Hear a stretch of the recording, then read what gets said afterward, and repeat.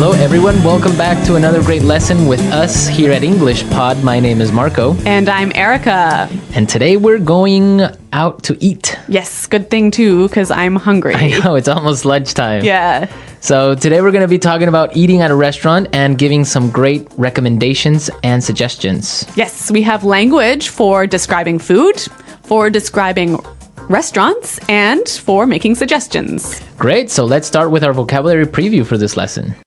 Vocabulary preview. We have 2 words today from our dialogue, which you'll need to know to understand the dialogue. Great. The first one that we have today is food poisoning. Food poisoning. Food poisoning. Food poisoning. So food poisoning is Not a good thing. not a good thing.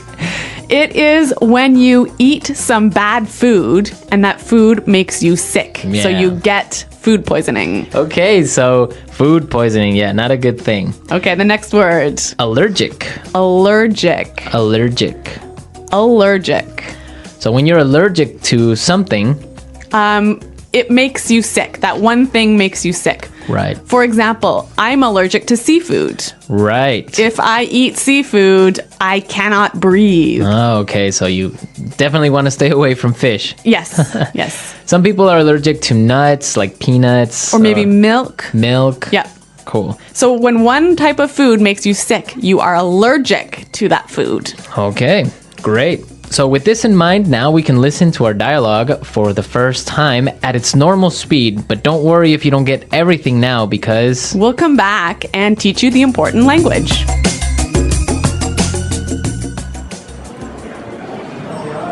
Do you two have any plans for the evening? We were thinking of checking out a restaurant in the neighborhood. Do you have any suggestions? I know this really nice Italian place. The food is fantastic and the decor is beautiful. I'd recommend giving it a try. Actually, I'm not all that crazy about Italian food. I'm in the mood for something a bit lighter. In that case, I know a great little bistro. They make a really tasty seafood platter. The fish is outstanding. It sounds fantastic, but I'm allergic to seafood, so... Okay, well, let me think.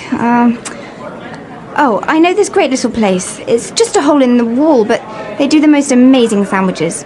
You've got to give them a try. Ella, you took me there last time I visited, and I got food poisoning, remember?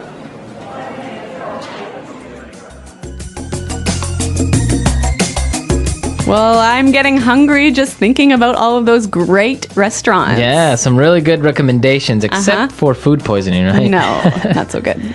Let's start with our language takeaway for this lesson. Language takeaway. Our first word on language takeaway is check out. Check out. Check out. Check out. So we have some great examples on how we can use check out in different situations, and then you can understand the meaning. Example 1. Have you been to the new cafe next door? Yeah, I checked it out yesterday. The food was great. Example 2. Hey, check out my new car. Example 3. I'm going to check out that new shopping mall this weekend. So I can understand that it just means look at. Yeah, look at. Or go see. So let's go check out that new bar in town. Yeah, okay, cool. Next word is bistro. Bistro. Bistro. Bistro. So what's a bistro? It's kind of complicated, but it's like a small restaurant that's not really cheap though. Not so cheap, but not so expensive. And it's usually French. Yes. So it's... Yeah, small informal restaurant. Yeah, bistro. Mm-hmm. Okay, so our third phrase for today is not all that crazy about. Not all that crazy about. I'm not all that crazy about. Okay, again, kind of a funny phrase, but we've got some examples that will help you understand the meaning. Example 1. Do you want to go shopping with me tomorrow? I'm not all that crazy about shopping. I don't like spending money. Example 2. I'm not crazy about jazz music. Can Can I change the song? So this is just a really polite way of saying you don't like something. Exactly. But now the opposite of this would be tasty. Tasty. That's our fourth word, tasty. Tasty. So when something is tasty, It's good. it's good. Like delicious. Delicious. Yeah. You know what? In English, we almost never say the food is delicious, but we always say, It's really tasty. Yes. This is really tasty. yes, okay. Tasty. And our last phrase for language takeaway, in the mood for. In the mood for. In the mood for. Let's listen to some examples of this phrase and we'll understand the meaning a little bit better. Example 1. We always eat hamburgers for dinner. I'm in the mood for something different. Example 2. Let's watch a movie. How about Texas Chainsaw Massacre? I am not in the mood for a horror movie. So if I'm in the mood for something, I feel like doing or eating or Watching. Yeah, it means you want to do that now. Yeah. I'm in the mood for. Okay. Some great language we just looked at, and I think it's time for us to listen to the dialogue a second time.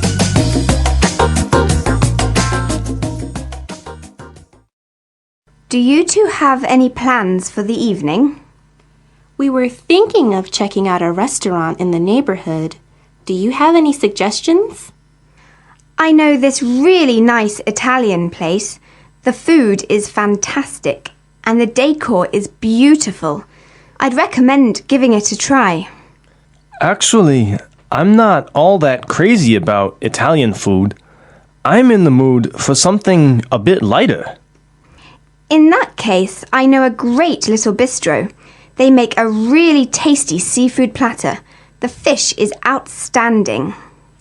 It sounds fantastic, but I'm allergic to seafood, so... Okay, well, let me think. Oh, I know this great little place. It's just a hole in the wall, but they do the most amazing sandwiches. You've got to give them a try. Ella, you took me there last time I visited, and I got food poisoning, remember? Okay, some really great and useful phrases there, and I know you want to talk about specifically some of these phrases. Yes, today's lesson is all about making recommendations, right? Right. So let's look at some useful phrases in Fluency Builder. Fluency Builder. So in the dialogue, we heard a great way of asking for a suggestion. That's right. Let's listen. Do you have any suggestions? Do you have any suggestions? So that's how you would ask for a suggestion. Or you can say something else like, do you have any ideas? Yeah, or you might say, do you have any thoughts? Okay, so Three that's great ways. asking for suggestions. Yep. In response to this, you can say something like this. I'd recommend giving it a try.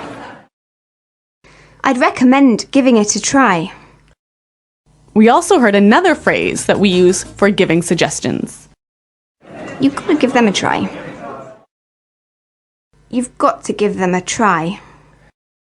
So these two phrases are great. I'd recommend or you gotta give them a try. Yeah. Great ways of suggesting. Yes. Now, what's really important here is the pronunciation of these words, right? Yeah, you'll notice that we don't say, I would recommend. Right. We use the contraction I'd. I'd recommend. I'd recommend. Similarly, in the phrase, you have got to, we shorten that to say, you gotta. you gotta. You gotta give them a try. You gotta. You know what, guys? If you can shorten your phrases like this, if you can push the sounds together, you'll sound a lot more natural, hey? And also you'll be able to understand because in movies or in shows, they will never say, you have got to give them a try. Yeah. So if you know how to use this form, you'll understand what they mean. Exactly. Okay, great. Well, why don't we listen to the dialogue a third time and you'll hear some of these contractions in the dialogue.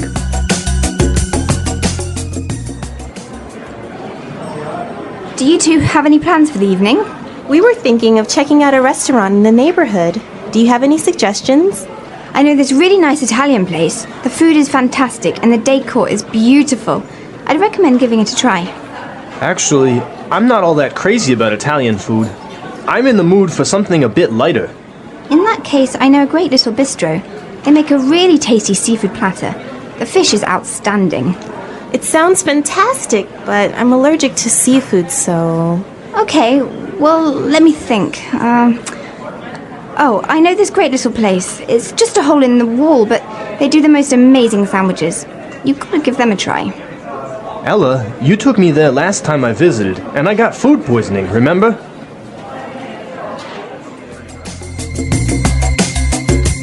Okay, great dialogue. And Erica, I know that you have some food poisoning stories for us. Well, I don't know about stories, but I've definitely had food poisoning before. Yeah. One of the worst times that I ever had food poisoning was when I was traveling in Morocco. Okay. I had some really amazing orange juice, really fresh, squeezed that day in the morning. And then I got on a bus. Okay. I think you can see where this is going. Yeah, so I was on the bus and then I started to feel really sick. And I was just hoping that the bus ride would be over soon. Yeah. But unfortunately it wasn't. Oh, no.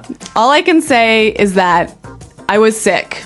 And all I can say is that I was pretty sick and really, really unhappy. Yeah, I bet.